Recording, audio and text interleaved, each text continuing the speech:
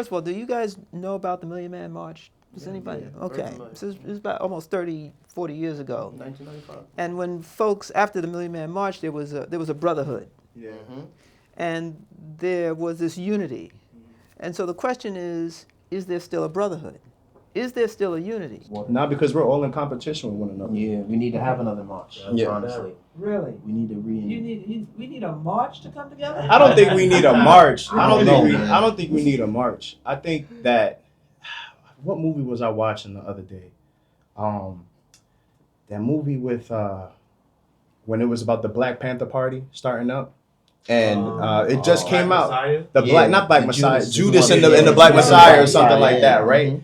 And it like I guess like at that point in time, like I was just looking into like wow, like Black Panther, like that unity that existed within the community, because like the perception was the Black Panthers were a gang or a militia or a Just talked to terrorist somebody group about or this, something yo. like that. But then Uh-huh. realistically, they were popping more turkeys and feeding the neighborhoods than the Red Cross. You know what I'm saying? Yep. So if you look at that, it's like at that time presented the need for that community, that group. And that's an excellent point, which is what prompts my question. I was recently this is a year ago now, I was on a jazz cruise and sitting with some of my dinner guests. And one of the topics that came up, we were talking about race and the quality of life and how it impacts us. But one of the things that came out of that was there is no us. No. There's no us anymore, right? Culture and the community has been destroyed. but jaded. It's disenfranchised. Like that's how the system is made for us to be. What do you mean? So the reason why we have the perception of high crime in our environments and why we keep telling this to each other is a part of it's in itself. It's a level of disenfranchisement.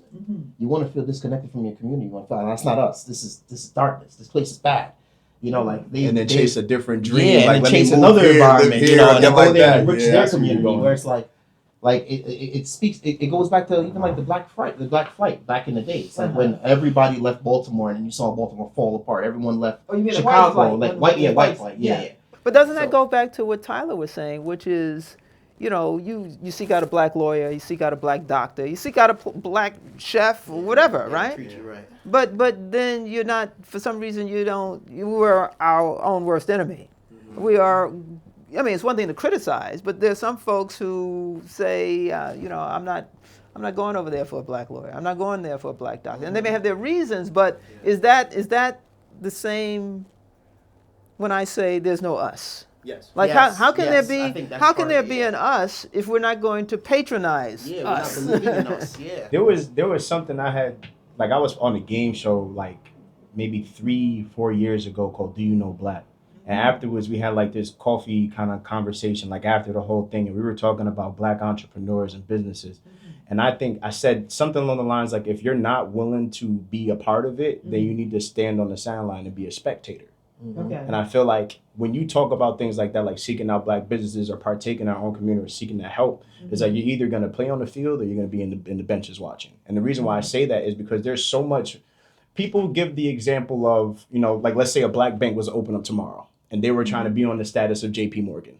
There's going to be so much of a hesitation with giving into that because we don't feel secure that the white man's going to make sure that that money's where it's supposed to be. Well, there were black banks. There was Carver Right. and Freedom National, which Freedom National Bank is no longer around. Exactly. But Carver, I think, is still I think Carver is still around, right? But I'm saying like if I'm talking about like J.P. Morgan, like these In terms of banks, that level. in Right, towards at that absolutely. level, there's going to be that hesitation, like I don't know. Right. And the reason why we do that is because at the end of the day, it falls onto our conversation earlier about crime. And I said that you can bump shoulders with somebody in Starbucks that could probably commit 4 more felonies than you can count.